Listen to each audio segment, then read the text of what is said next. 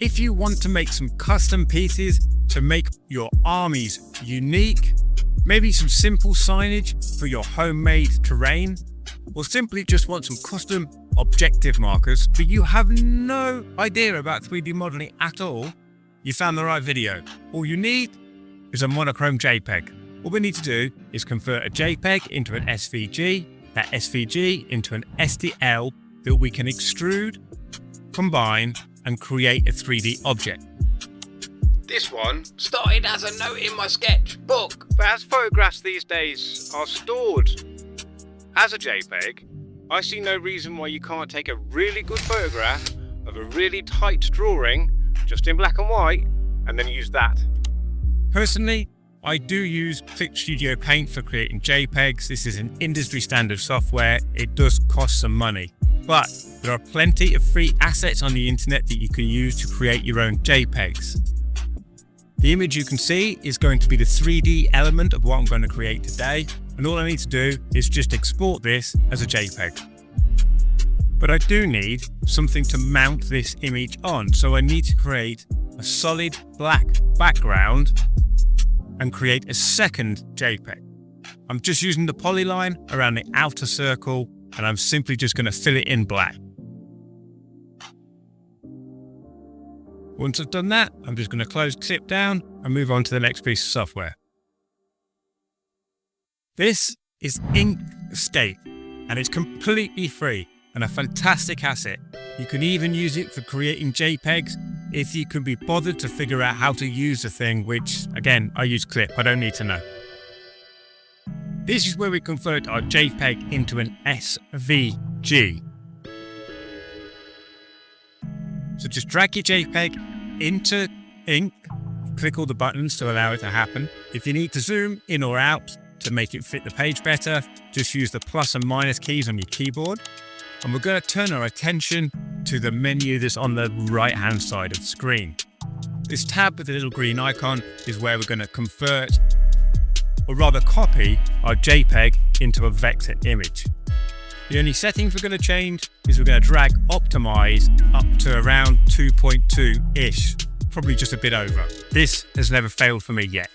Just hit apply on the bottom right hand side, and you'll see what this has done is it's copied your JPEG into a vector and then put that vector on top of the JPEG. Now what we need to do is just delete the JPEG, head to export, which is the last tab in that menu on the right, choose a file name, you can see that in the bottom left of that menu block, save it as an SVG.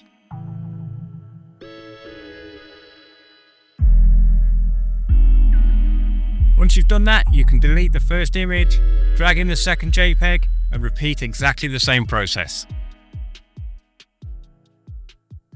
Then we can close Inkscape down, and it's time for the dreaded Blender. Again, this is free software, but they've recently had a whole load of new releases, and some graphics cards might not work with it anymore.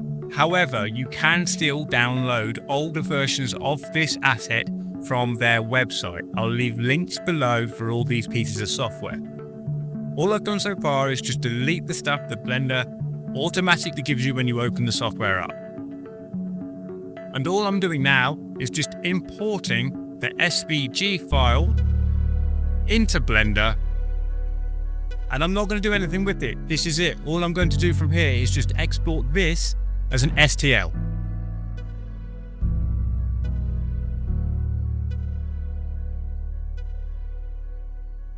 Then it's just a case of rinse and repeat, the same way we did with Inkscape.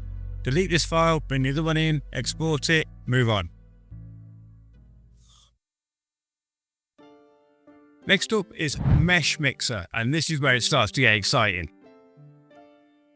All you need to do is just import the back piece, hit select, then hold down shift and select these little pieces bit by bit. I don't know why it doesn't let you do it all in one go, but it doesn't. Then this little menu will pop up, and you want to go to extrude, and then the settings that we're going to play with is this offset. I set mine at 0.05, and as you can see, we now have a 3D object. Then import the next file, hit append, and it'll put that same file in exactly the same place as the original one. This menu will pop up, which is a layers menu. Just turn off the little eye so that you can't see the background, rinse and repeat. But this time, the offset measurement should be 0.1, which will be twice the height of the previous measurement.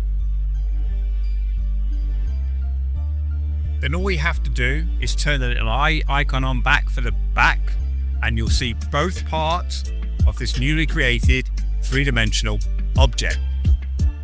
Then all we need to do, hold down Shift again, select both layers on the layers menu, and this menu will pop up, and hit combine. It might take a little minute because there's lots of complicated mathematics going on here, but you'll know when it's ready when each of the layers are different colors. Then we just need to save this as an FTL file, and it's ready for hitting the slicer.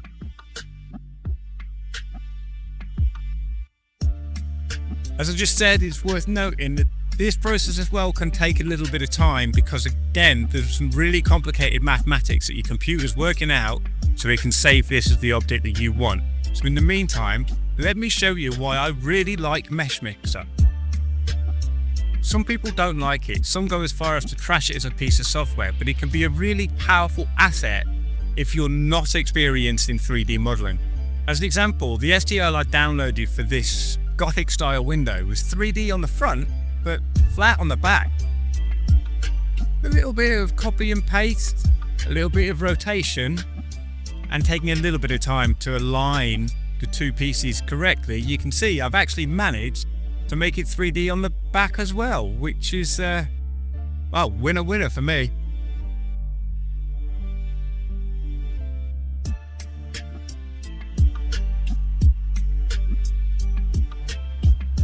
And now that the rendering is finished, all I have to do, close this down, and you can move into your slicer of choice. I am using Shutterbox, or don't know if that's how you say it, but all you need to do once you get to this point is just hit scale and rescale the entire thing to the size that you actually want it, and well, there you go. Add your supports, chuck it in your printer, and you end up with this. I've printed many little things this way, and it's never failed me. Good luck.